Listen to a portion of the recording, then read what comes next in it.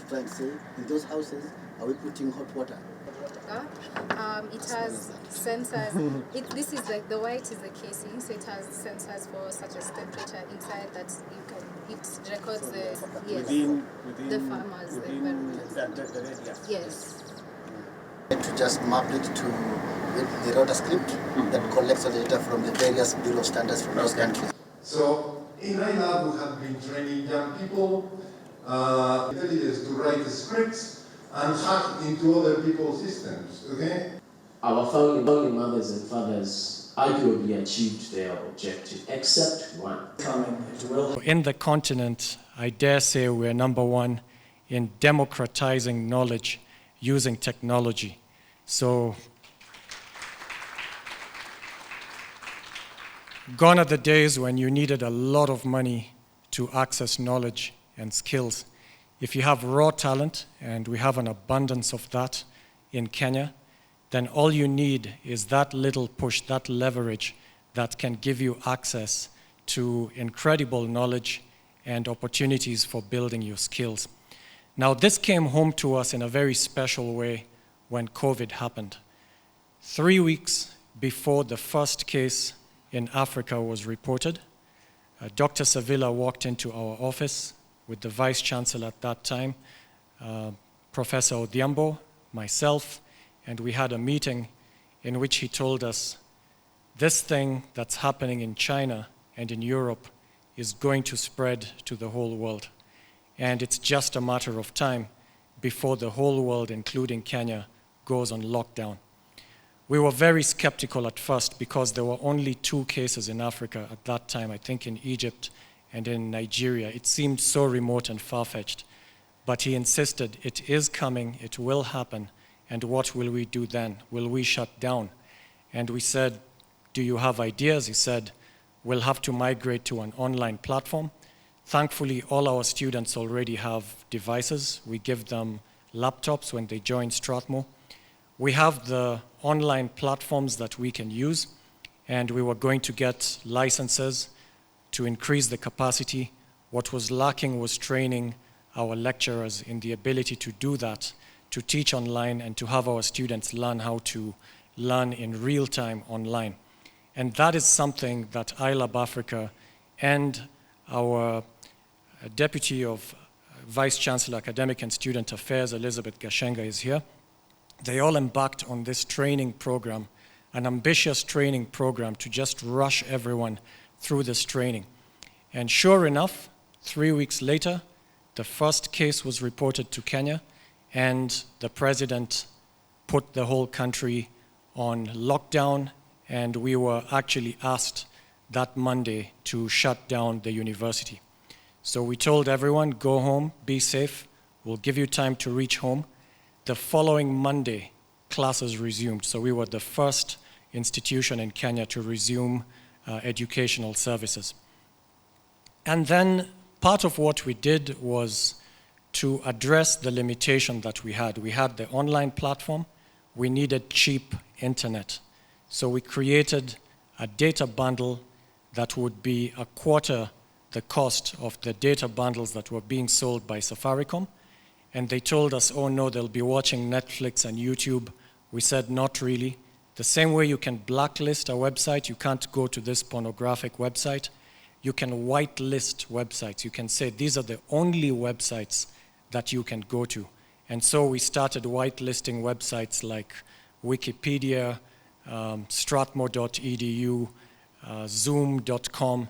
We just whitelisted the ones relevant to education, created this package in collaboration with Safaricom, and rolled it out for the use of everyone in the country, not just Strathmore. So I'm telling you all this just to let you know how much Strathmore tries to use the knowledge that we have here to serve our country. And now we have the privilege to serve our continent as well. Analytics, artificial intelligence now is in the realm of almost everybody. There are tools that I can use in my phone that our students are using every day. I had to scold one of my students just last week because he made a presentation and I could see, man, this is not the work of the student. This, he has got it from ChatGPT without thinking. Okay, and that's the problem. We can use technology without thinking. Universities are here to make people think. And that is what we are trying to do in iLab, to train our youth to develop these skills so that we know how to use these technologies. Data science, artificial intelligence can be used for our advancement. It can be used for improving our nation and our companies and our governments. But it can also be used for unethical purposes, okay? Nowadays, cyber criminals are using artificial intelligence to write scripts and hack into other people's systems, okay? So there is a bad side to that. We also need to address the ethics of all these new technologies. So in iLab, we have been training young people. We have our smart academies. We are trying to work with them before they graduate. We are already involving them in projects with industry, projects that we have in iLab, in research that we are doing. In the last few years, and more especially, I think, since the trip of our president to the United States, we have been doing a lot of work with companies like Amazon Web Services, with Google, with Microsoft. Finally, I have seen the people of Apple taking an interest in this region.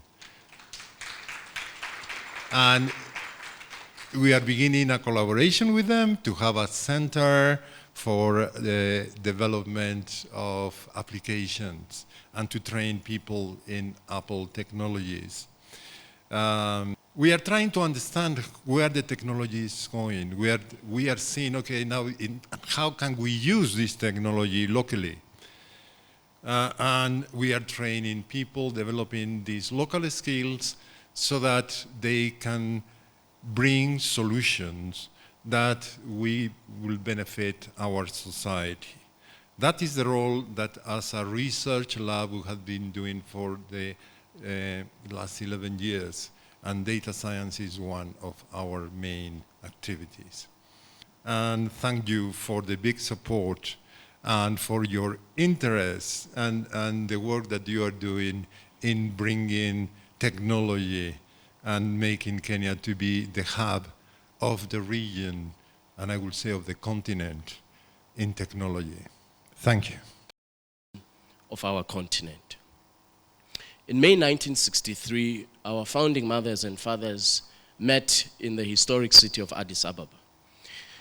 And the principal objective, of course, at that time was to defeat colonialism, push back colonialists. And as I always say, with the defeat of apartheid in South Africa, our founding mothers and fathers arguably achieved their objective, except one. And that is the integration of our continent. And so if you review the founding instruments of the Organization of African Unity, they say Africa must establish a single payment system, that Africa must establish an integrated market. This is in May 1963. And so under the leadership of our heads of states and government, we are beginning to put into action those founding objectives of the Organization of African Unity. And what is interesting is, as far back as May 1963, our founding fathers and mothers said, we have a continent that has 42 currencies. How do we make sure that we trade? As we speak, in order to trade, if you are in Kenya, you want to trade with somebody in Ghana, where I live, you have to buy a third currency. So we trade amongst one another using a third currency, and the cost, or currencies, and the cost we estimated to be close to $5 billion annually.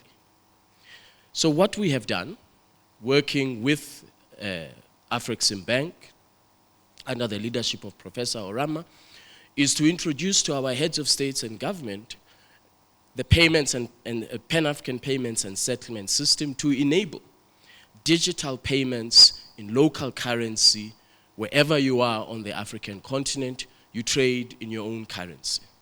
This is a significant step forward in digital innovation, in ensuring that we deploy digital skills and tools for inclusive trade. The majority of beneficiaries of the Pan-African payments and settlement system are small and medium enterprises and young entrepreneurs who cannot afford the cost associated with currency convertibility. This is a very important development in the history of our continent that resonates, as I say, with the founding objectives of the Organization of African Unity. It is, of course, a matter of regret that it has taken us this far to advance on some of those long-standing objectives. The Ministers of Trade are currently negotiating a protocol on digital trade. That protocol on digital trade will provide the regulatory framework, the legal framework, the market access for digitization of the African continent, as well as establish the requisite digital infrastructure to ensure that the millions and millions and millions of young Africans who are at the cutting edge of digital innovation, that there's a platform to support their work. I hope by the end of the year, the Ministers of Trade will conclude negotiations of this protocol, and then we present it to our heads of states and government in February next year for them to adopt it, and we begin to implement the protocol. And some of the features of the protocol include payments, data flows, so that data can flow, can be processed, managed, and moved around the African continent. It is estimated that Africa, by the year 2035, will require 700 data centers. And those data centers must be located throughout the African continent so that we spread the benefits. More and more young Africans are trained as software engineers, and we transition Africa's economy completely to become a digital economy, as is predicted, where we deploy and aggressively implement the protocol on digital trade. And so Africa has an opportunity. We have a very, very unique opportunity in accelerating digitization. I was saying the other day that there is no reason why Africa cannot be as competitive or even more than Dublin on data centers, on management of data, and flows of data. This is the lifeline of our continent going forward. And so the mandate and what we are launching today under the leadership of His Excellency the President entirely resonate and is consistent with not just the objectives of the AFCFTA, but the long-standing objectives of the Organization of African Unity. Last week, some of you may have seen an article in the New York Times, and it was entitled, "The World is Becoming More African." And so the New York Times tells us something that some of us already knew anyway, but tells us that by the year 2050, Africa's combined GDP is estimated to be 16.2 trillion United States dollars. And that by 2050, the turn of the century, the largest working force in the world will be in Africa. And third, that the youngest population in the world will be here on the African continent. But these positive projections will remain nothing but that if we do not move aggressively to integrate our continent, to integrate the market, to become more globally competitive, and to ensure that we create opportunities for young Africans here. And so I am most grateful the leadership of the African Union, His Excellency President Ruto. Every time he speaks, he mentions the AFCFTA. We were here a few months ago during the session of the American and Kenya Chamber of Commerce Summit, and we listened very, very carefully to the vision that the President has in engaging the private sector to work together to create opportunities here on the African continent. So I want to thank all of you very much for your attention, and I wish all of us good deliberations over the next day or two. Thank you. We all know that Africa's percentage of global population is 17%. And Africa's percentage of global landmass is 20%. Africa's percentage of global arable land is 65%. Africa's percentage of global renewable fresh water is 10%. And Africa's percentage of global natural resources and minerals, including renewable energy, is 30%. That's the Africa we are talking about. But Africa's percentage of global GDP is only 2.8%. Africa's percentage of global trade, just 3%. Africa's percentage of global passenger traffic is another 2.4%. Africa's percentage of global manufacturing is another 2.8%. Africa's percentage of global energy consumption, just about 3%. And finally, Africa's percentage of global food supply is just about 8%. And therefore, the discussions that we are having today, the discussions on research and innovation and digital trade, will go a long way in closing these gaps and moving from the 2%, the 1%, to double-digit percentages. And I do believe, truly believe, that the discussions that are going on here, and even together with the Secretary General, will pay dividend very, very soon. I want to congratulate Strathmore University for all the work that they are doing. And I am very happy to note that the AFC-FTA is soon concluding the protocol on digital trade, and that will be catalytic in improving the figures that I have given. I want to bring on board the intellectual capacities that we have.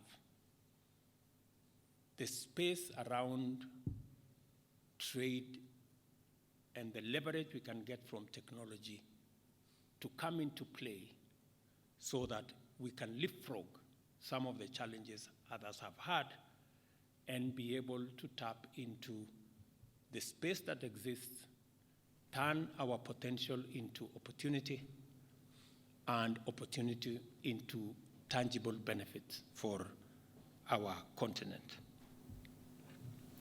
With a median age of 19, Africa is the youngest continent that is growing younger every year. Millions of educated and purposeful young people stand in need of meaningful employment. A life of poverty in the midst of all the evident untapped potential is totally unacceptable for these young people. AFCTA gives us the opportunity to transform Africa's youth bulge from a ticking time bomb to a generational asset and a demographic dividend. African countries have natural resources that are typically extracted and exported as raw materials for production abroad. Africa also has abundant renewable energy resources that are clean and green. We are literally the zero carbon factory of the world in waiting.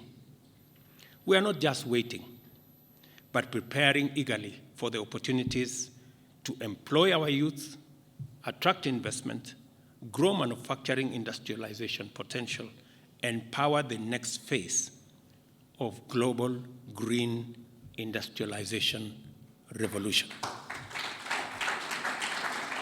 Early this year, in February, during the ordinary assembly of heads of state and government, we adopted accelerating the implementation of Africa Continental Free Trade Area as the overarching theme for this year. I am delighted by the great momentum to rally and establish key institutions that will enhance the implementation of this program. It is also encouraging to learn that an important facility, the ACFTA Adjustment Fund Corporation, has already been launched and is domiciled in Kigali, Rwanda. And here today, we are launching one of the most critical institutions that will significantly catalyze the implementation of AFCTA, the AFCTA Policy and Development Center here in Strathmore.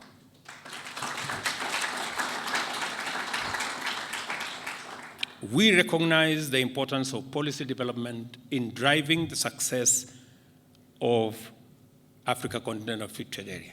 It is also through strategic, well-crafted policies that we can create an enabling environment for business to thrive, facilitate investment flows, and promote fair and equitable trade practices.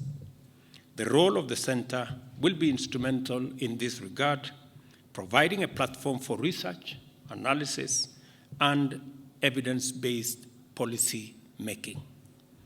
We intend to tap into this resource, not just as Kenya, but as EAC and as the wider body of the African continent. As we embark on this journey, it is essential to acknowledge and keenly examine and attend to the challenges that lie ahead. To begin with, we must tackle issues related to infrastructure development, regulatory harmonization, human capital development, and the facilitation of cross-border trade. According to the African Development Bank, Africa needs to invest between $130 and $170 billion annually in infrastructure for the next decade. This center will need to figure out how this is going to happen, what levers we need to use, what instruments will come into play so that we can attain these targets. The AFCTA will serve as a catalyst for these investments since improved transport, energy, and digital connectivity will significantly reduce trade costs and naturally enhance efficiency. It is good to start early. Wole Soyinka, our foremost African elder, admonishes us that you must set forth at dawn. And our young people here in Kenya paraphrase it to say, mapema ndio best.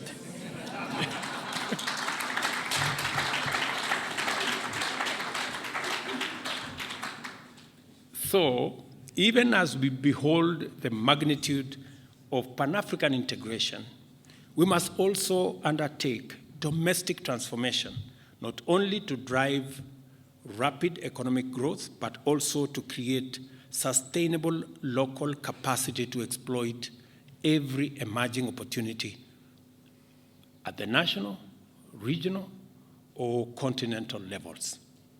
So you're in the right space. I just want to encourage Vice Chancellor here and the university. And I also want to persuade you, therefore, that our bottom-up economic transformation agenda is both a coherent, standalone, self-sufficient plan for unlocking opportunities in Kenya to drive unprecedented economic development, and also a mechanism to enhance our national capacity to participate meaningfully in Pan-African investment, commerce, trade, and also in the industrial space. We want to be ready to work, invest, manufacture, and trade at every level, in every sector throughout our continent.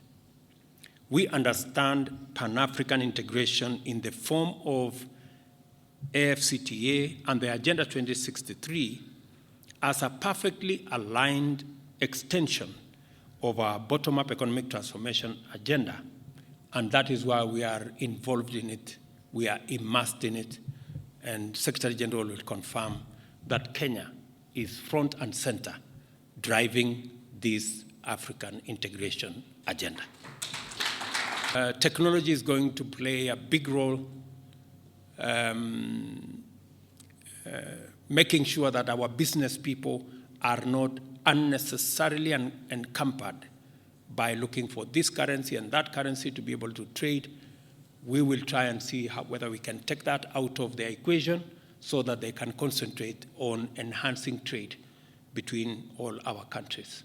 So we are properly aligned. We are, Kenya is in the right space for us to be able to move this forward. And I want to ask all our institutions to work with us in building the institutions that will support our progress, that will support our development nationally, regionally, and globally, because we need the input of everybody. I believe that the launch of the Africa Continental Trade Area Policy and Development Center represents a pivotal moment in Africa's development journey.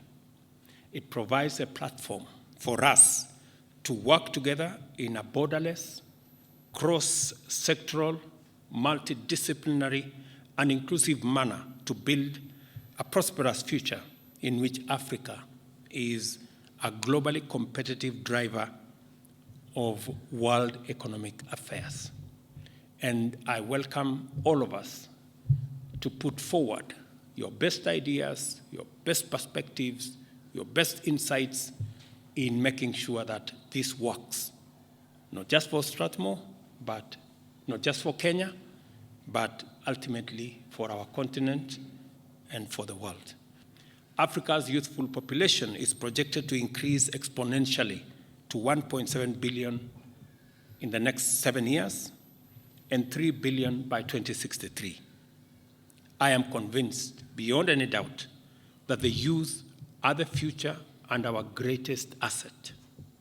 By investing in education, vocational training, and research and development, we can unlock the innovative potential of our youth, equip them with the necessary skills for the future, and keep them at the forefront of Africa's economic transformation. I am very sure that universities, starting with Strathmore, are doing exactly that. And I am saying so not from hearing. I am saying so because 2 members of my family have actually been through this university. So I am speaking from knowledge, and I'm speaking from experience. And so that's what must happen continuously with all our other universities. Furthermore, it is imperative that we foster a categorically pro-business environment characterized by transparent and predictable regulations, robust legal frameworks, and protection of intellectual property rights. This will attract foreign direct investment, encourage local entrepreneurship, incubate innovation, and promote responsible business practices that create quality jobs and contribute to sustainable development.